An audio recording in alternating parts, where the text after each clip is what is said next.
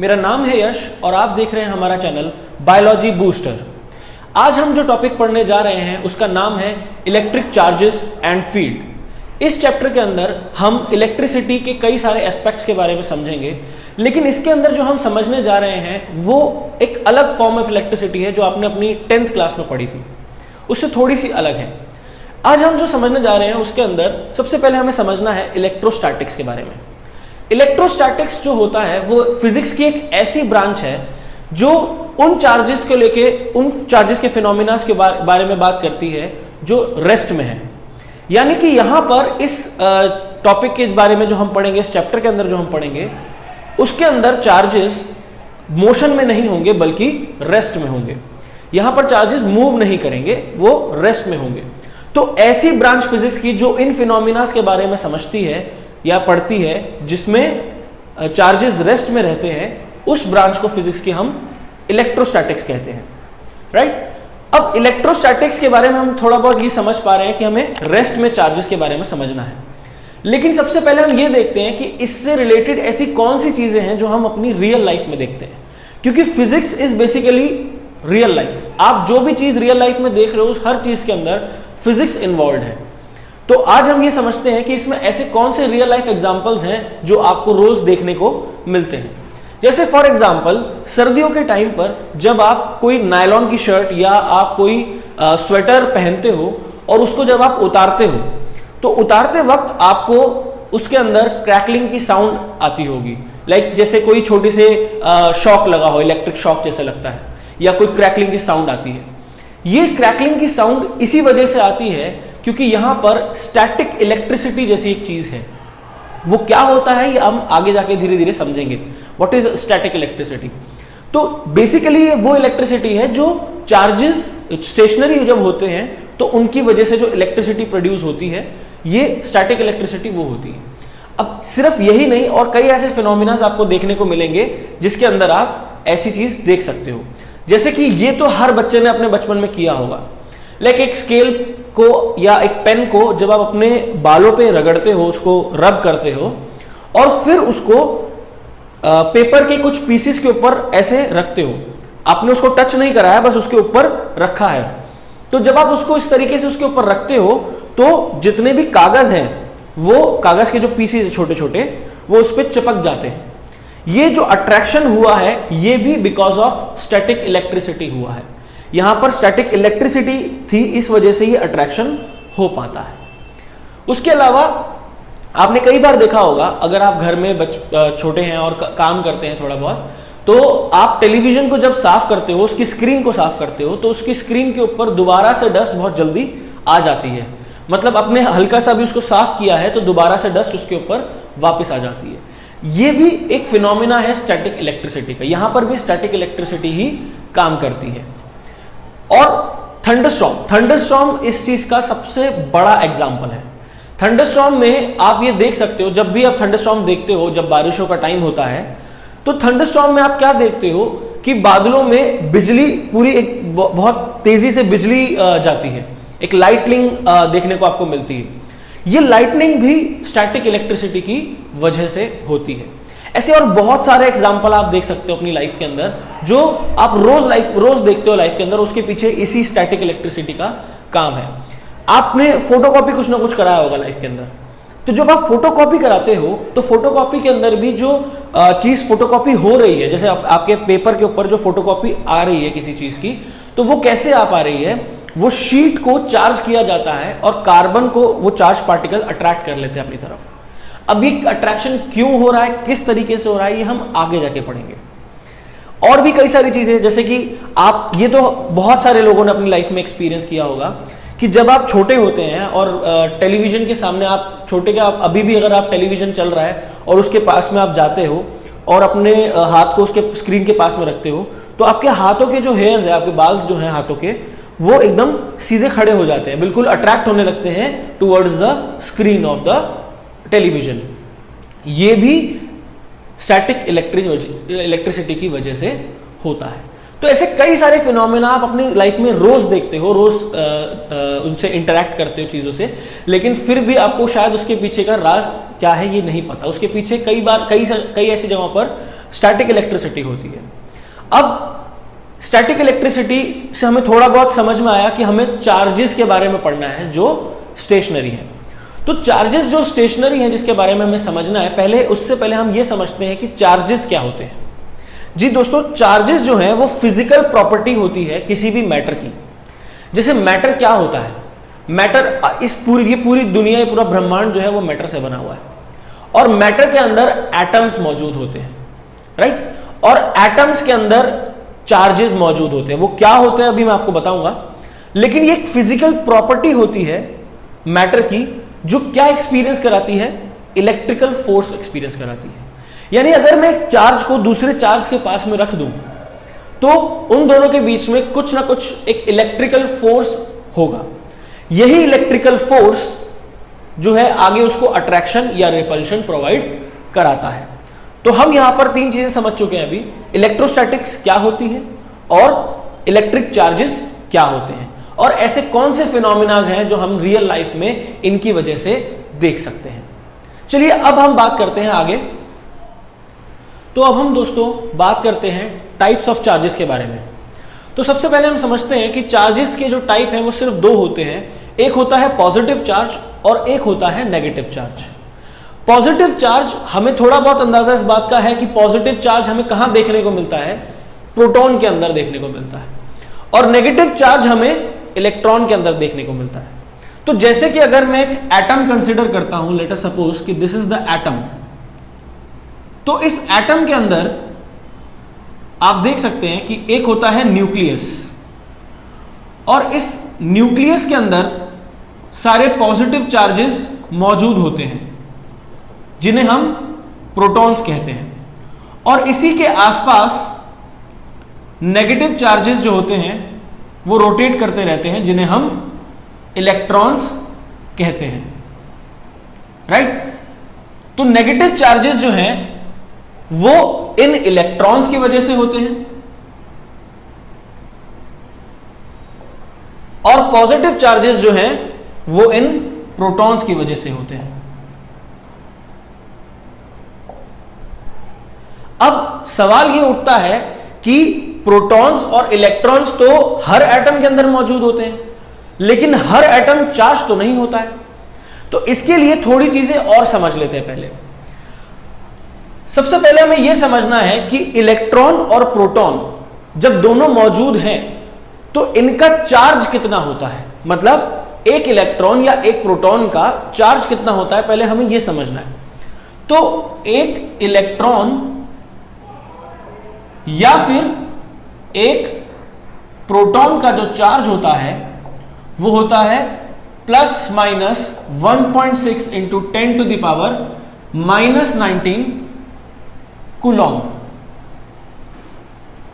Coulomb जो है ये यूनिट है किसी भी चार्ज की। जब भी हम चार्ज के बारे में बात करेंगे तो उसकी जो यूनिट आएगी वो क्या आएगी, कूलॉम्ब, और उसका सिंबल आता है कैपिटल C। अब यहां पर मैंने बात करी है कि किसी भी इलेक्ट्रॉन या किसी भी प्रोटॉन का जो चार्ज है वो प्लस माइनस होगा। तो जो प्लस होगा वो होगा आपके प्रोटॉन्स के लिए, और जो नेगेटिव चार्ज यानी कि माइनस होगा तो वो होगा इलेक्ट्रॉन के लिए। यानी कि जब मैं एक प्रोटॉन की बात करूंगा तो चार्ज होगा plus 1.6 into 10 to the power minus 19 coulomb, और जब मैं एक इलेक्ट्रॉन की बात करूंगा तो वो होगा minus 1.6 into 10 to the power minus 19 coulomb. अगर हम यहां पर ध्यान से देखें तो दोनों का ही चार्ज बराबर है, बस एक का पॉजिटिव चार्ज है और एक का नेगेटिव चार्ज है।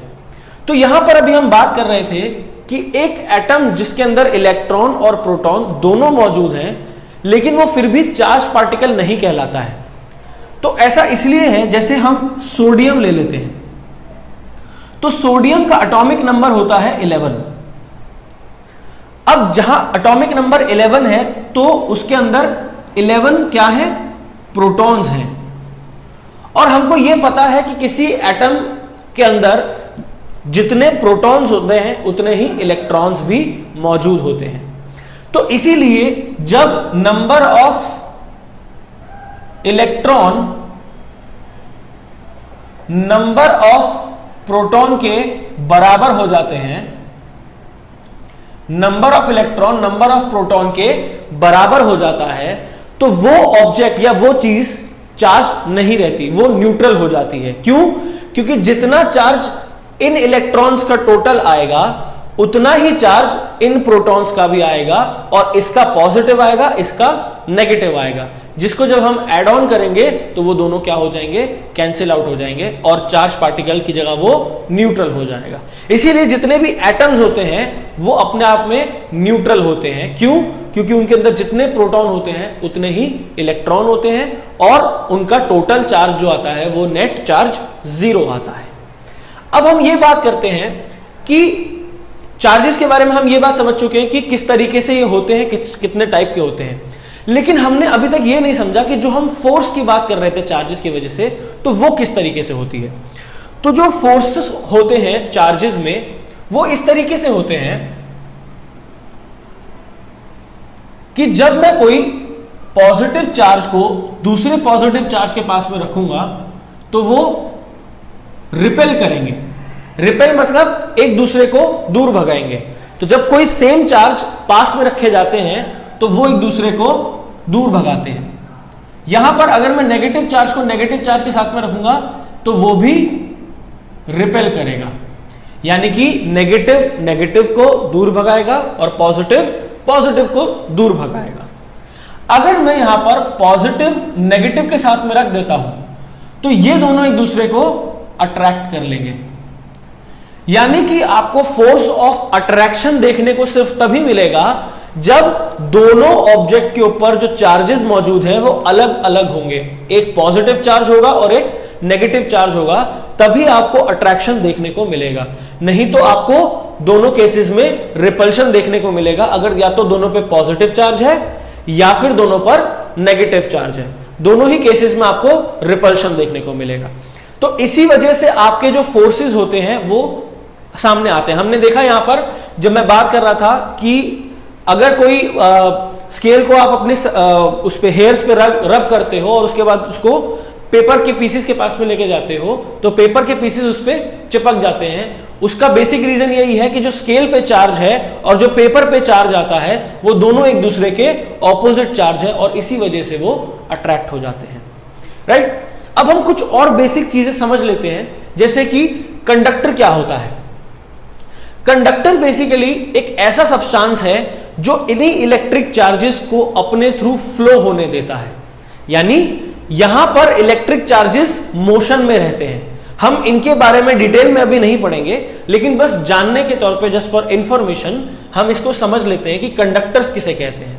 कंडक्टर्स हम उन्हें कहते हैं जो इलेक्ट्रिक चार्जेस को अपने थ्रू एक प्लेस से दूसरे प्लेस पे ट्रांसफर होने देते हैं। यानी कि अगर मैं इस जगह पर चार्ज किसी मान के चलिए कंडक्टर है और मैं इसमें यहां पर चार्ज दे रहा हूं तो वो चार्ज फ्लो हो सकता है यहां तक, अगर ये कंडक्टर है तो ये फ्लो जो हो रहा है ये उसी में हो सकता है जब कोई कंडक्टर हो।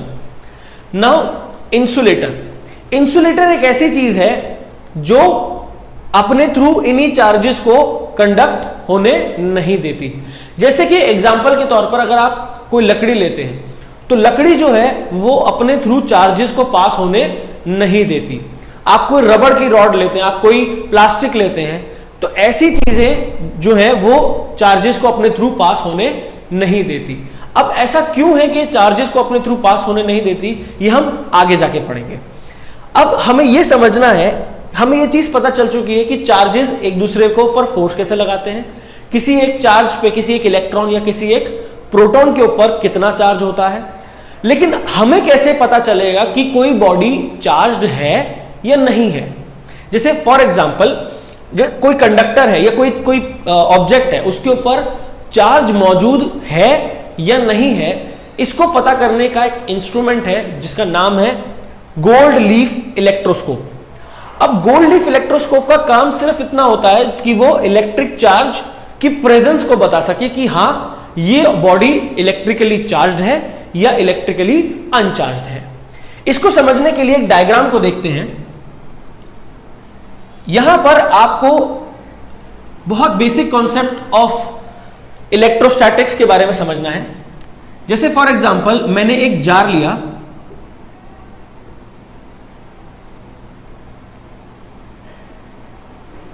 इस जार के थ्रू मैंने एक मेटल रॉड को पास करा और इसको कॉर्क से बंद कर दिया, और इस रॉड के अंदर आखिर में इस तरीके से ये जे शेप्ड रॉड है। इस जे शेप पे मैंने एक गोल्ड लीफ की एक स्ट्रिप होती है इस तरीके से, ये एक स्ट्रिप है गोल्ड लीफ की, इसको मैंने बीच में से फोल्ड कर दिया है।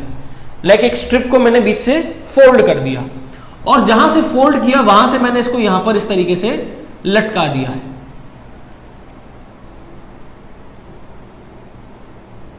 इस तरीके से मैंने इस पे इसको लटका दिया।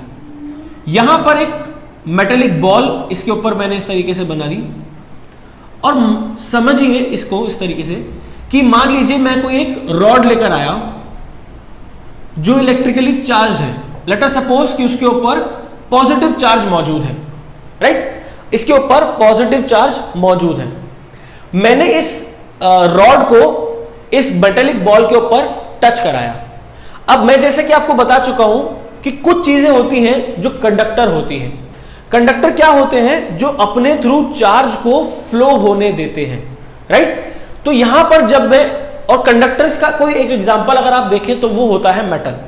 अगर आप देखें कि आपके घर में जो इलेक्ट्रिसिटी आ रही है वो किस वजह से आ रही है, क्योंकि उसके अंदर वायर्स लगी, और वायर किसकी होती है? मेटल्स की होती है। तो मेटल एक ऐसा चीज है जो अपने थ्रू चार्जेस को पास होने देता है, फ्लो होने देता है, राइट। तो मैंने यहां पे क्या किया है, एक चार्ज बॉडी को मैंने इस मेटेलिक बॉल से टच कराया है। तो जैसे ही मैं ऐसा करूंगा कि मैं एक चार्ज बॉडी को मेटेलिक बॉल से टच कराऊंगा, इसके ऊपर जो चार्ज मौजूद होगा वो इस पर आ जाएगा, और वो फ्लो होकर यहां से यहां तक आ जाएगा। और क्योंकि ये गोल्ड भी एक किस्म का मेटल होता है, तो ये चार्ज इस पर भी आ जाएगा। यानी कि जो चार्ज इस चार्ज बॉडी के अंदर था वो इस मेटेलिक रॉड से फ्लो होता हुआ कहां तक आ गया है? गोल्ड लीफ तक आ गया है। अब क्या होगा, क्योंकि गोल्ड लीफ के दोनों ही पोर्शन पर, जो फोल्डेड दोनों स्ट्रिप को जो मैंने फोल्ड किया था तो दो पोर्शन बन गए हैं, उन दोनों ही पोर्शन पर पॉजिटिव चार्ज आ चुका है। तो ये पॉजिटिव चार्ज दोनों तरफ से एक दूसरे को रिपेल करेगा। हमने देखा पॉजिटिव और पॉजिटिव चार्ज एक दूसरे को क्या करता है? रिपेल करता है। तो जो गोल्ड लीफ की स्ट्रिप बिल्कुल फोल्डेड फॉर्म में थी वो हल्की सी खुल जाएगी, क्योंकि यहां पर एक फोर्स ऑफ रिपल्शन देखने को मिलता है कि वो ऑब्जेक्ट को क्या कर रहा है? रिपेल कर, मतलब ऑब्जेक्ट को एक दूसरे को रिपेल कर रहे हैं। पॉजिटिव चार्ज एक दूसरे को रिपेल करते हैं। तो वो अगर इस तरीके से थी गोल्ड लीफ की स्ट्रिप तो वो खुल जाती है। तो ये खुलने का पॉइंट ही हमको ये समझाता है कि ये ऑब्जेक्ट चार्ज है। अगर ये चीज इस तरीके से ओपन अप नहीं होती है तो इसका मतलब कि ये ऑब्जेक्ट जो मैंने यहां पर टच कराया था वो चार्ज नहीं है। तो इस तरीके से हम पता कर सकते हैं किसी भी गोल्ड लीफ इलेक्ट्रोस्कोप से कि कोई ऑब्जेक्ट चार्ज है या नहीं।